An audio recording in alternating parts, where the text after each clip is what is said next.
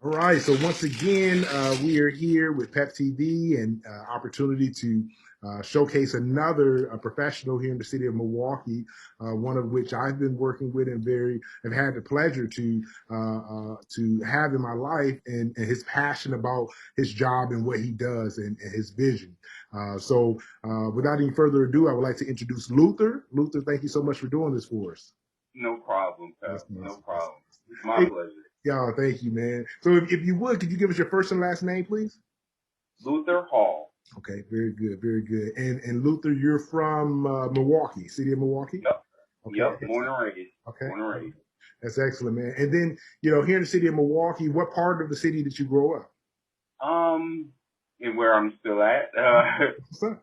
The cats call it the East Side, so I'm like right on the border, like Glendale, River West. I'm on the East Side. Okay, okay, beautiful, beautiful. Yeah, that's a good area. A lot of happening things there, and it's always. I mean, obviously the area has changed since you were a kid, but it's still thriving and growing, which is awesome. Um, Yep. so, Luca, did you go to grade school and middle school around there as well? I actually went probably closer to like Central City, so I went to private school. Emmaus Lutheran is not around anymore. Yeah. So that was over on 23rd and Hadley. Mm-hmm. And I went to high school. I kind of stayed in the Lutheran Missouri Synod Okay. type of thing. So I went to Milwaukee Lutheran High School. Okay. And then I went away for college. I went to Hampton University, which Okay. is a historically black college That's in awesome. Hampton, Virginia. Yeah, so we have another guy that also went to Hampton. I want to dive into that because Hampton is a great school. I was Yes, it hoping they is. would, offer me a scholarship for football there, but they're kind of tight on me. But it's all good. It's all good. But Emmaus, I'm very familiar with that area. It's not far from the school I went to, St. Leo's Catholic Urban Academy. Oh my God, that's my god sister went to St. Leo, so Yeah. you're right down the street. That's right. Yep. Right down the street, right in the community, a mining area, a mining community, actually. So while at Emmaus, with that beautiful campus, you're a kid, you did basically K through eighth grade there. That's right. Okay. And then there, were you involved in any extracurricular activities? Were you, playing any sports? What was? I was. I was involved with Jack and Jill as in my primary grades, Inroads, Wisconsin. Okay. I did that in like middle school to high school, and Top Teams of America. Okay. Okay. Very good. And those kinds, the latter extended into my high school years as well. Inroads and Top Teams of America. Okay. Okay. Very good. And then, so no, that's wonderful. And then obviously that wasn't directly in the city of Milwaukee. Where, or was it? Were those programs near where you grew up, or? Yes. I believe Top Teams is still active in the area. Inroads, I wish to really follow up now. I feel like a reunion coming on. But Inroads, I believe may still be active. Okay. Yeah. But they were very active in the city, and it wasn't just like Central City. It was like South Side, all over Milwaukee, the greater Milwaukee area. And I had a great opportunity while I was in Inroads one summer. I remember we actually did some stuff with Briggs and Stratton, and that because I was kind of I'm kind of a big brain, so I was doing kind of pre-engineering stuff as well as arts. Okay. So it was a great opportunity. Yeah, yeah. Engineers are, they are artists. They are designing and creating, and so that there is that overlap, with the mathematics, obviously. So that's really cool. And then, so you said you transitioned from there and went to Milwaukee Lutheran High School. I was encouraged. Well, first of all, we were very church oriented school. I mean, obviously in the Lutheran Church Missouri Synod, a lot of those schools are still networked. But I was encouraged from when I was in eighth grade, as one of the alumni actually encouraged me. He was talking about the wrestling program there, and I was like, I'm on that. So I actually did 2 years of wrestling at Milwaukee Lutheran, and I ended up on my back more than I would have liked. But to this day, I still miss the conditioning. I was like at peak physical form. They're really good in caring people there. it's changed a lot since I've been there. Mhm. But I still see they stick to the core foundation of what makes their what makes the culture there, and especially with its link to the faith, Christianity, spirituality.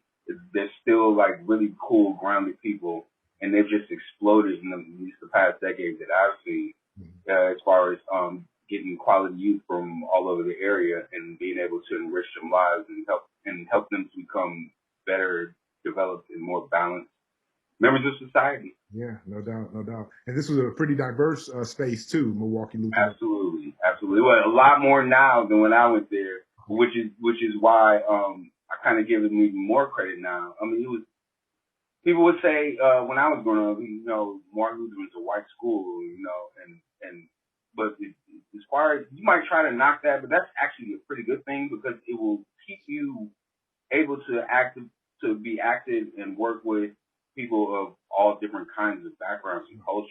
That's right. Which I find the most enriching and valuable for any young person because we're not just living in Milwaukee, we live in a world. And now with the internet and things like what you're doing, it's making what we do, what they did, even more valuable. You have to work with different people.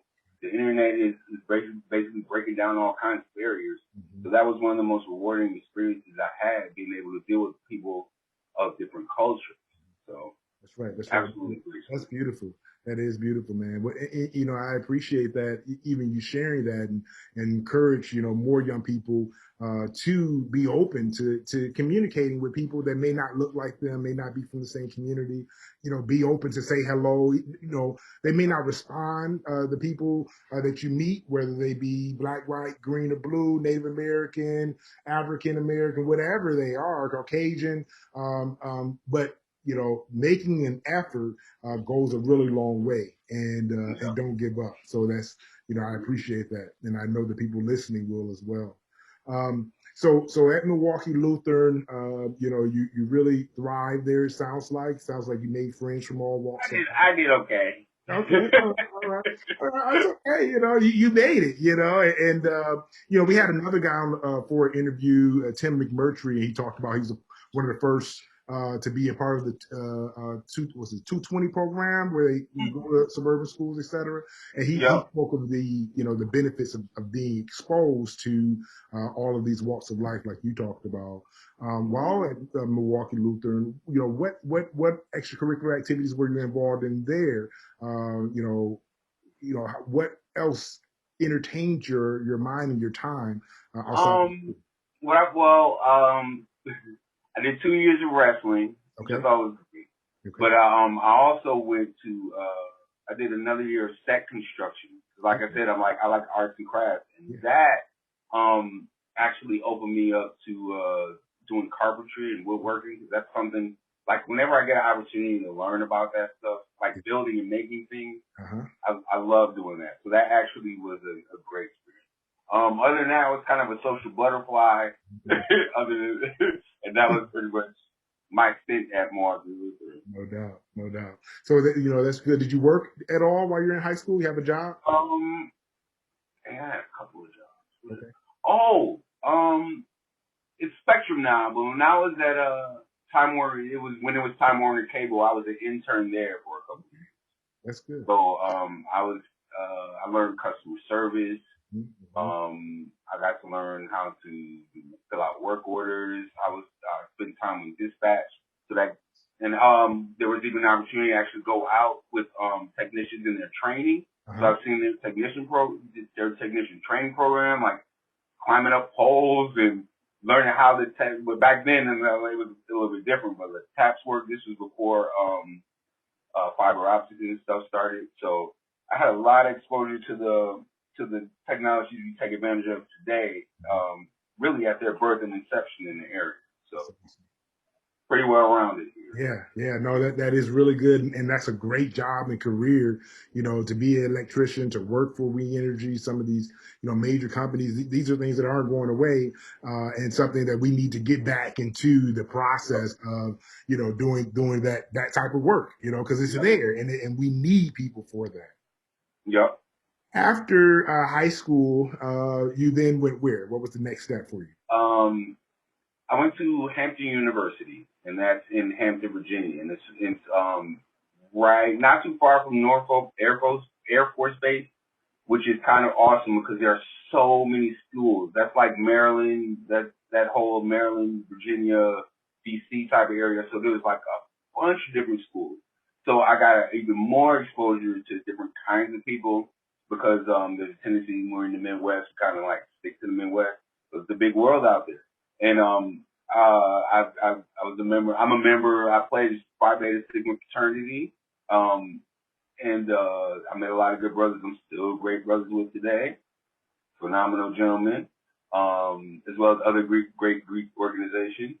And I was focused on graphic design, and that too was interesting because that was when the field of graphic arts and graphic design started moving more towards digital, and I was just like on the beginning, the cutting edge. So I used a lot of Macintosh and stuff, and I really got my Photoshop chops down.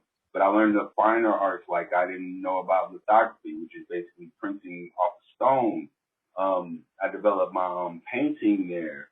I learned how to do more figure drawing and live drawing and action drawing there. So that was an incredibly, and Hampton has one of the greatest art museums. Like as far as the HBCUs are concerned, there's just so much stuff. They had like Henry O. Tanner stuff in there. They had when I was there, they had Charles Biggers, and he would make these colossal pieces using grids and sacred geometry in them. So it was a unique and awesome place to learn about the breadth of art in African American in America from African Americans in history. So that was a great experience. Yeah, man, that is beautiful, and we do. I will encourage you all who are listening and watching these videos to check out Hampton University, check out the HBCUs, check out Virginia and Maryland, just the Yep. community itself, because it is a very rich community. There are many brothers and sisters there that are professionals, doctors, lawyers, etc. And and it's just a great network of people that want to do well. Just Yep. like similar to Atlanta, people are Mm-hmm. together, That was my second choice. Morehouse was my second choice. Okay. Well, two great schools. That's awesome, man. So, Right. so when you went there, graphic design, you're all in, cutting edge. You leave there. What happens after you complete your time there? I'm gonna be honest with you. A couple of things happened. Real life happened. Decided to come back here and get a job. And at the time, this was like 97, 98. So like the demand here was not exactly the same for graphic designers, especially. And this is always a challenge for all artists. Probably not so much now because of the digital age, but getting your feet wet when you are right out of school. A lot of employers honestly won't take a chance on you if you don't have. They always used to say if you don't have experience or exposure, but that's totally changed now. Like there's no reason why you couldn't really get your feet wet now. Now my mother passed in '98. She was a teacher for MPS, so a lot of what her artistic ability is in me. She always encouraged me artistically. So then there was a minute where it was rough, and I was just floating. I was floating from job to job, but then I got better. I learned sales, direct sales, corporate sales, door to door sales, and there are soft skills that are essential right now. That could really be that could really help, especially when I'm young coming up, to get in touch with people, to learn to learn their motivations, to learn how to come up with solutions for them. Because that's basically what sales is showing people, giving people solutions to problems. And often you have to learn how to lead with yourself. You have to develop a certain level of confidence, because there's only a certain number of responses people will give you, because no is never no. Right. No, there's always a reason. There's something you missed. There's something they're not really understanding, especially in your presentation, that doesn't allow them to see the benefit to them. Mm-hmm. I've also done, like I said, customer service that taught me how to talk with people. I'm trying to, I have a lot of jobs. Yes. And then working with youth. Somehow working with youth has always been like a drive of mine. Like even I've worked with Journey House in the city. I've worked with let's see, COA. I've done stuff with CLCs in general, Milwaukee Rec. So that's always been a big thing for me because there's something in me that makes me want to pass down what I know to especially younger people because they're the ones who are responsible for us when we get old and gray. And if I can give them an edge or at least a spark for their creativity and their industriousness and ingenuity, that's I would love to see them leap light years ahead of me. That's right. You know what I mean? So That's, I mean, and we do appreciate that, and you know, the hope is that all the individuals, you know, I want to do thousands of these and get, you know, just as many people, like-minded individuals like yourself that want to say, hey, I want to contribute. And I think the more young people hear that, saying, hey, we expect you to take care of us one day, you know, and actually have a real understanding of what that means of taking care of the community. It's just not me, you know, you come into my house and shoveling my snow and stuff like that, but it's you contributing to the community, to our society, you know, coming back like you did, you know, is something that I think that we're going to preach more and hopefully more people commit to. So now you're working where? Milwaukee Public Schools. Very good, very good. Applause. We want to, you know, thank all our essentials, you know, for committing to our kids. And what is your job there I'm an art teacher at Lancaster School on Northwest Side. So, okay, very good. Yeah. Very good. Yeah, I'm familiar with Lancaster. That's awesome. And are you? What's the grades that you're teaching? You're going the entire school, or? We have trimesters, and our second trimester is wrapping up next week. This trimester I was working with K through third grade. Okay. So next trimester I'll be working with fourth through sixth grade, our middle school kids, pre-middle school, elementary kids. I don't know. Yeah. But fourth through sixth is the one I'm going to be rounding out the year. That's awesome. That's awesome. And you know, for those young people that are in MPS, you know, you don't hesitate to show some love to Mr. Luther Hall, because you know he's here for you. You know, just like the other teachers, and I know that he'll definitely bend over and ask his colleagues to participate and support you in any way. Luther, how many years you been with MPS now? Technically, in 97, 98 for about a year. Okay. But this will be going into my second year as a full teacher. Okay. So it's weird. I've been in MPS maybe technically 3 years, but it was 20 years ago. So like I know everything's changed. Yeah. So, sure. But I've been around education for a while. I was teaching at I can't believe I forgot to mention this. I was teaching at another private school.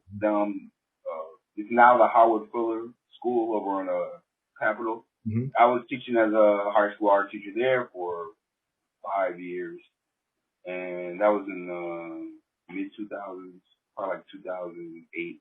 Okay. So I worked with the little ones and bigger ones. Okay, so, that's good. That's good. With your just your focus. Obviously, you're teaching them, you know, introduction to art, et cetera, and you have, you know, a schedule and things that, you know, they need to accomplish. What is your favorite art form, or what do you call it? It's a certain word that. Yeah, that's right. Medium. Art form is good too. I excel at drawing and painting. Okay. However, I'm a constant learner. Okay. I love to learn, so I have been starting to learn more about 3D animation. I did go to school for 1 year at Madison Media Institute, which isn't open anymore. Yeah. Yeah. I don't know. I feel like if I touch it, it's gonna die. But 3D animation is the most fascinating.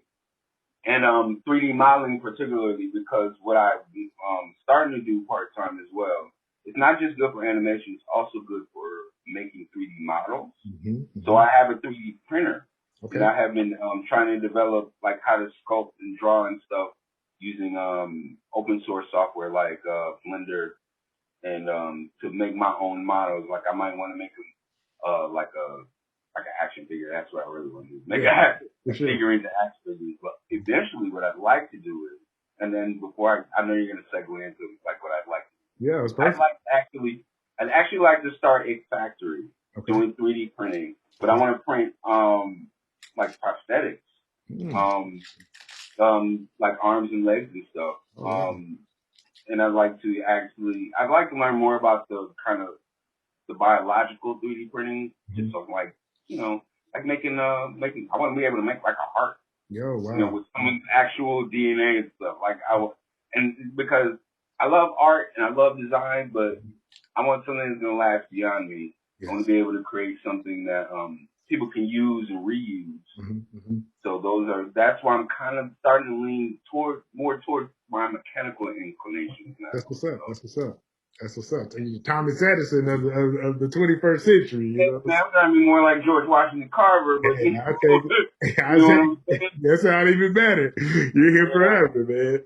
You know that yeah. that is great to hear because naturally, you know that was the question I was going to ask is what's your future plans? Where do you want to go? You know, and we encourage young people. Well, we tell them that hey, it's not always going to be point A to Z. You know, you're going to have A to C, and then you're going to go back to A, and then you're going to jump up to F. It's with, as you mentioned earlier, that constant learning. So what advice can you give that middle school, high school, young adult, that's going into the world, just to help them? What helped you continue to push forward and be persistent in your Part of journey? it, part of it for me is I'm really obsessed about the vision of a better world and how I contribute to it. And like you said, I'm glad you brought that up. It's like that journey is not going to be a point A. For some people it might, but for a lot of people it's never going to be point A to point B to point C. Mm-hmm. And if it comes to a point where you can't go directly from point A to point B, don't be afraid to go to point F. That's right. You That's know right. what I'm saying? Learn a little bit about it. The key is to develop yourself into the best possible person you can be. And that means sometimes, especially when you're younger, take some risks. Ask a lot of questions. Find someone who's doing what you want to do, and stay up with. Do it while you're young and cute. Stay Yeah, up under them and ask a whole lot of that's questions. right. That's You know right. what I mean? Because I see in the future you're gonna have to be able to make your own way. Mm-hmm. You know what I mean? You're gonna have to be able to develop your own niche. You're gonna have to be able to excel at it, so that people come to you. The goal is to have people come to you instead of you always having to go out to Mm-hmm. look for these things. Right. You want to be so good at what you do that people start coming to you and asking for stuff. So that's what it can get frustrating, and even sometimes your parents and your siblings aren't gonna support it. If you know that's in your heart to do, you stick to it, no matter what. I feel like if they believe whatever higher power you believe in, they put that in you That's right. because they trust you enough to make you the fulfillment of that. So I'm just gonna leave it at. Oh, Yeah. and okay, real quick plug. I'm also a publisher. Okay. So Okay. I self-publish a comic book Okay. called Angry Cat, Okay. All and right. animation is another one of my loves Mm, because in addition to a factory, I do want to be a publisher of media. So, that's great. and this is the perfect time to get started. Yeah, Perfect. this is, with every negative, there's a positive, and obviously we're experiencing a lot of negative right now with, the COVID and just with across every industry, we're affected. But there's also a huge positive that goes with it, and Mm-hmm. it's time to take advantage of it. Luther, Yep. this has been brilliant, and I want you to know that this is part one of a two-part series. The people are going to be able to see your video. They're going to submit questions, and then we'll be able to go more in depth, about that experience. They may say, "We want to know every job that you had." You know what I'm saying?